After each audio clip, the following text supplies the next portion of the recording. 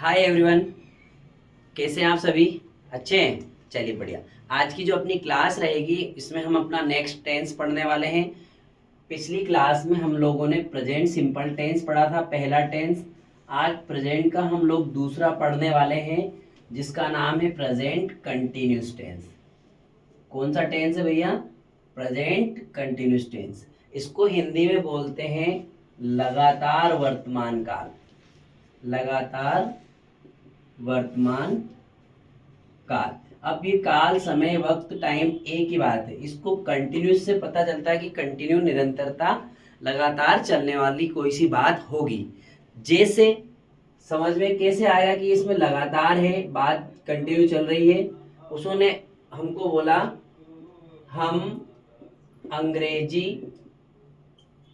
सीख रहे हैं। हम अंग्रेजी सीख रहे हैं, बात लगातार हो रही, काम का कंटिन्यूटी में होना कंटिन्यूस टेंस होता है। जैसे वह स्कूल जा रहा है, काम का कंटिन्यूटी में चलना सो होता है। वह स्कूल जा रहा है। मैं पत्र लिख रहा हूं। ठीक है। ऐसे सेंटेंसेस जिनमें काम का निरंतरता पता चलता है, काम का चलना पता चलता है, काम का जारी रहना पता चलता है, वो प्रेजेंट कंटिन्यूअस टेंस के एग्जांपल कहलाते हैं। ऐसे सेंटेंसेस रहा है, रही है, रहे, प्रेजेंट कंटिन्यूअस की पहचान ही रहा है, रही है, रहे हैं होती है। ठीक है। अब ऐसे सेंटेंसेस ये होते हैं। अब इनकी इंग्लिश बनाने का नियम। अब इनकी इंग्लिश बनाने का नियम कैसा होगा? सबसे पहले हम लोग रूल लिखते हैं। हर बात में हम कोई सा भी टॉपिक पढ़ते हैं तो हम उसका स्ट्रक्चर लिखते हैं। रूल, सब्जेक्ट, इसके बाद में इसमें 3 हेल्पिंग वर्ब लगेगी, इज, एम, आर। ठीक है। फिर वर्ब की फर्स्ट फॉर्म, उसमें आईएनजी, वर्ब में आईएनजी। ठीक है। फर्स्ट फॉर्म में वी आईएनजी प्लस ऑब्जेक्ट, ये आपका सूत्र रहेगा। ठीक है।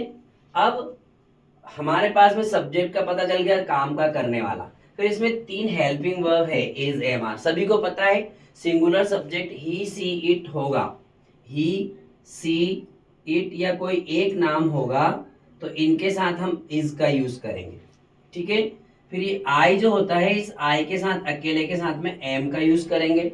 फिर इसके बाद में प्लूरल सब्जेक्ट वी, यू, दे और टू नेम, इनके साथ में हम लोग काय का यूज करेंगे, आर का यूज करेंगे। क्लियर? बात समझ में आ रही है ना? तो देखिए हम आप इनकी इंग्लिश बनाते हैं। उन्होंने फर्स्ट एग्जांपल लिखा, हम अंग्रेजी सीख रहे हैं। हम का मतलब वी, वी के साथ में क्या यूज करना, are, we are.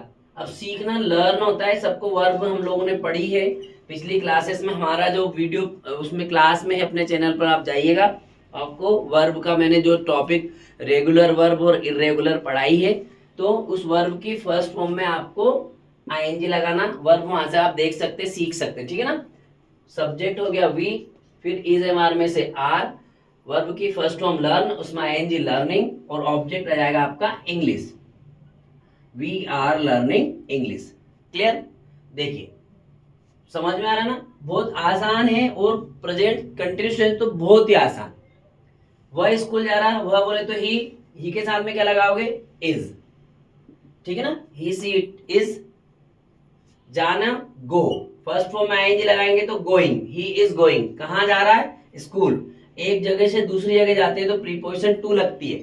He is going to school, वह स्कूल जा रहा है, फुल स्टॉप। क्लियर? समझ में आ रहा ना? बहुत आसानी से आप समझ सकते हैं।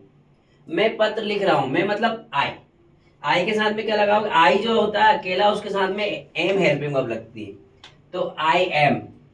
ठीक है। आई एम लिखना राइट होता है, इसमें आईएनजी लगाएंगे तो राइटिंग हो जाएगा। I am writing a letter, मैं एक पत्र लिख रहा हूं, I am writing a letter. Clear? समझ में नहीं बात क्या? I N G writing, I am writing a letter, इस तरीके से आपका एग्जांपल बनेगा। अब ऐसे सेंटेंसेस जिनके लास्ट में रा रही आता है, उनका इंग्लिश बनाने का ये सूत्र है। यदि इसको आपको नेगेटिव बनाना है तो subject plus is, am, are plus not, plus verb की फर्स्ट फॉर्म में आईएनजी प्लस ऑब्जेक्ट, ये आपका नेगेटिव का स्ट्रक्चर हो जाएगा। यदि आपको इंट्रोगेटिव बनाना है इसको, तो इंट्रोगेटिव में क्या करेंगे, इज एम आर को आप पहले ले आएंगे, इज एम आर, फिर सब्जेक्ट, फिर वर्ब की फर्स्ट फॉर्म में आईएनजी, फिर ऑब्जेक्ट और क्वेश्चन मार्क। ठीक है ना, ये आपका नेगेटिव और इंट्रोगेटिव बनाने का सूत्र मैंने बताया। यदि आपको समझ में आता है तो मैं आपको होमवर्क के रूप में इन्हीं एग्जाम्पल को बता रहा हूं, इनको आपको पॉजिटिव से नेगेटिव इंट्रोगेटिव भी बनाना है। क्लियर? क्लास आपको अच्छी लगती है तो आपको लाइक शेयर सब्सक्राइब करना नहीं भूलना है। और सबसे इंपॉर्टेंट बात, सीखते रहिए, पढ़ते रहिए, मस्त रहिए, अपनी पढ़ाई में व्यस्त रहिए। आप सभी को बहुत बहुत शुभकामनाएं।